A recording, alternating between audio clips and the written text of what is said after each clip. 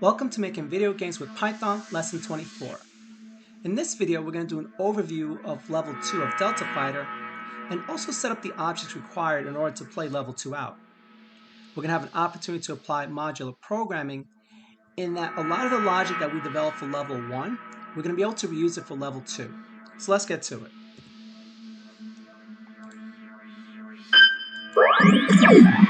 Alright, so this is what we've accomplished so far. The fact that Level 1, the purpose was to collect a lot of the plasma balls for ammo to be used as part of Level 2, and also to get more health, increasing our health, so we could last longer in Level 2. While we're doing this, we want to try to avoid the asteroids, because the asteroids will take away health. So let's see how much I can pick up. If you recall, in the upper left-hand corner, you've seen a progress bar that kind of lets us know, how close we are to finishing off the asteroid shadow. And I think that should be probably the last one. Okay, so now we're ready for level 2, where we have aliens, big boss's minions. So we have to shoot the boss, while at the same time avoiding shooting the alien coming out.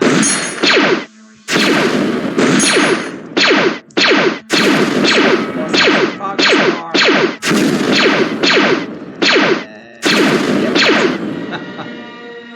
Alright, so you can see why it's important to pick up as much ammo as you can in level 1, because you can run out if you end up shooting some of the aliens instead of the boss. You did notice that in level 2, we did have some additional plasma ball health pods that we can pick up in case we didn't pick up enough on level 1. Alright, so let's go to the code and let's start setting up level 2.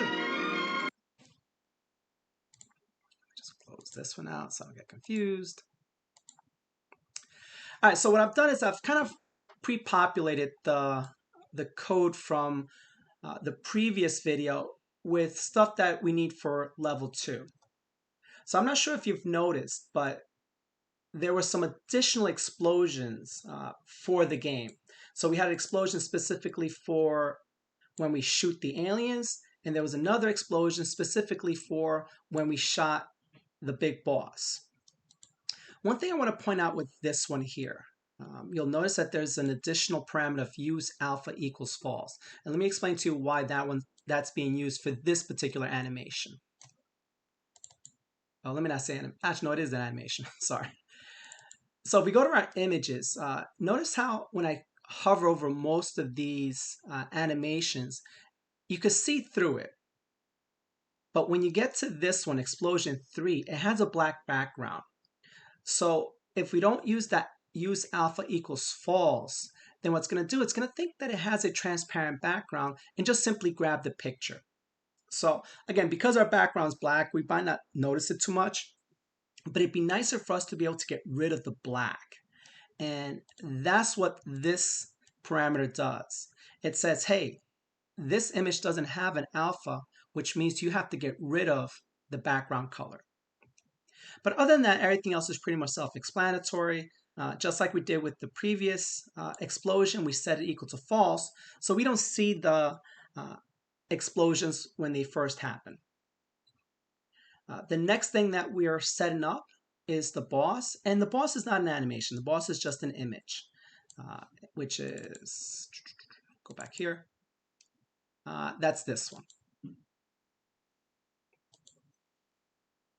And while we're here, I think this is also the image that's being used for the alien, but honestly, at this point, these images are in the folder, so you're free to choose between them, or if you want to get sophisticated, randomly choose them as you populate the list.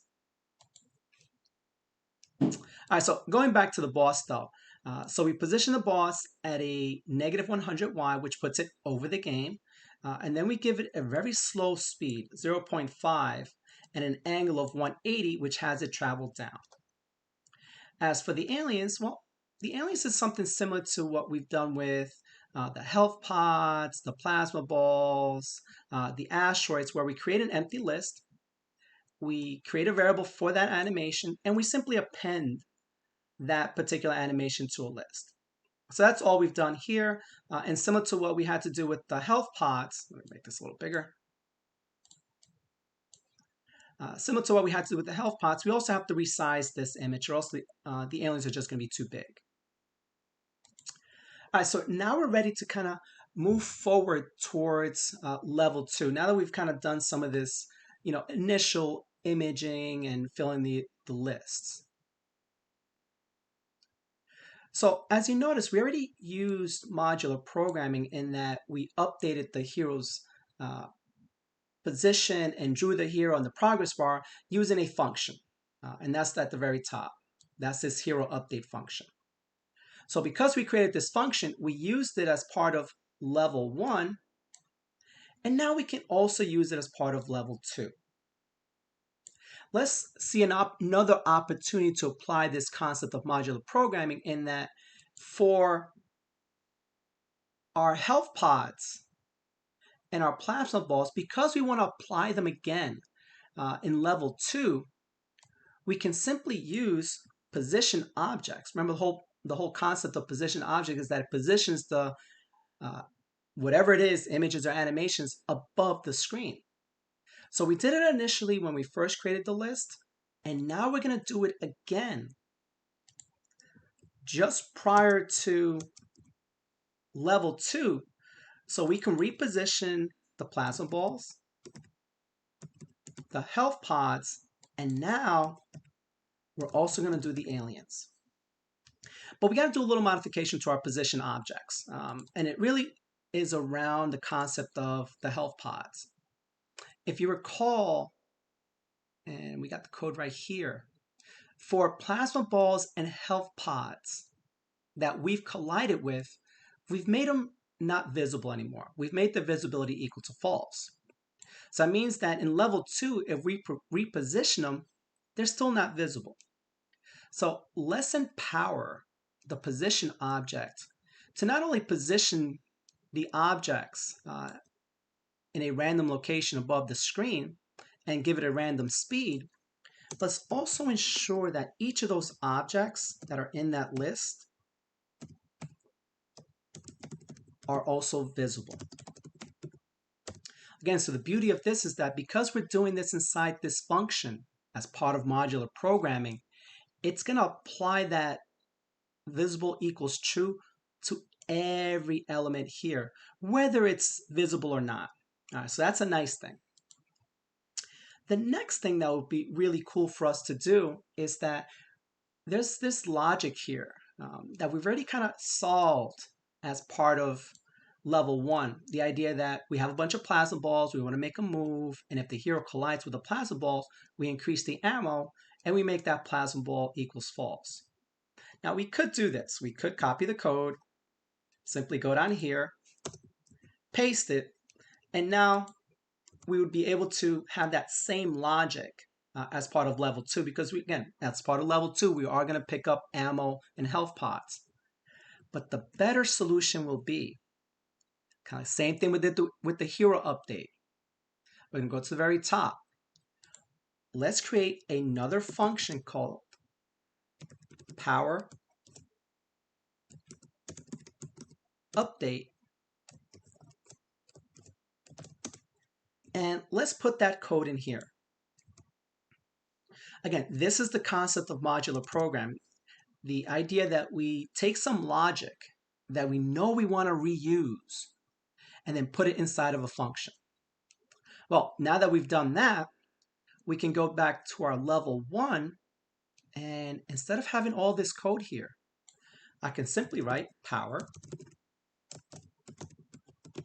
update.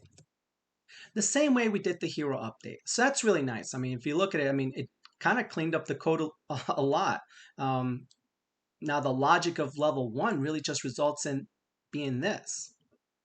But the stronger point here is that now what I can do in level 2, I can call that power update function, and now I'm going to have all that functionality of, moving moving the health pods, moving the plasma balls, and collecting each of those items automatically just by having that power update function created.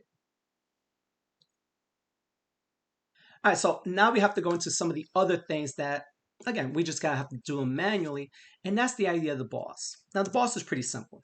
We could do boss dot move.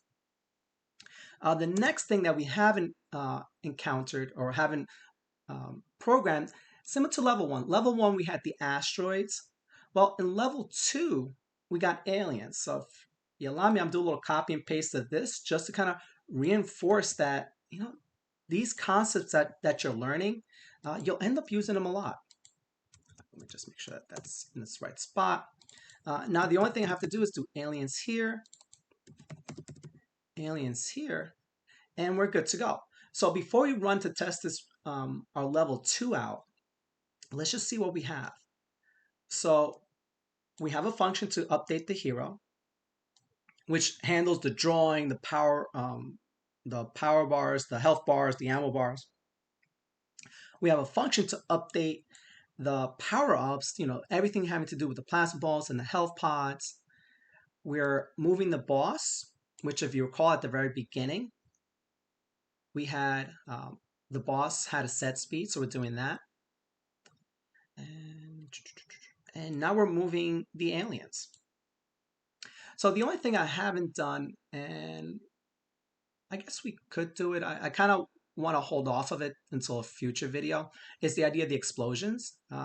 Reason being, actually no, I guess no, I'll hold off on the explosions until a future video because they're all set to false. So we're not going to do anything with the explosions until we actually are shooting, which is the next video. But for right now, let's test this out and cross our fingers that I didn't do any mistakes. And at this point, we can take this level 2 out because it'll be obvious that we're in level 2.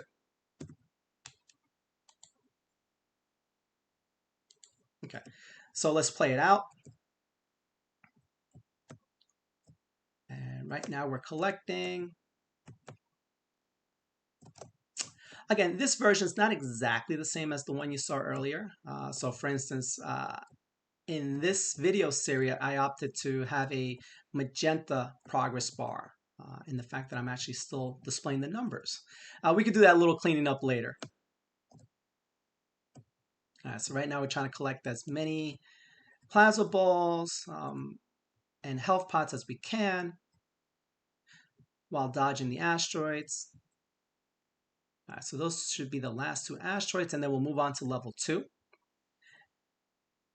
And what we should be seeing in level 2 is exactly this. We got the health pods, more ammo, we got the aliens coming down.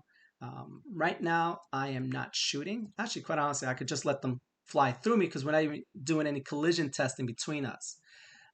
But this is the setup for level 2.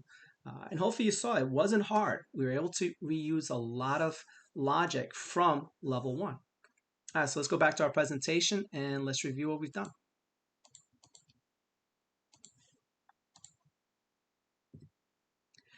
So as part of this video, we did a quick overview of what level 2 was, which was the concept of collecting a little bit more ammo, a little bit more health pods, but ultimately we have to defeat the big boss alien that's coming at us. To help defend himself, he has a bunch of little aliens coming at us that we could either shoot or try to dodge. But similar to the asteroids, if we don't, if they do end up colliding with us, then we'll lose health. So we set up all the image and list and animation variables to prepare ourselves for level 2. We had an opportunity to kind of apply modular programming, and hopefully you can appreciate how strong this concept is of creating functions for logic that you can then reuse, because it made it very easy for us to set up a bunch of things for level 2 by just reusing code that we had for level 1. So hopefully you're excited about finishing Delta Fighter, and enjoy.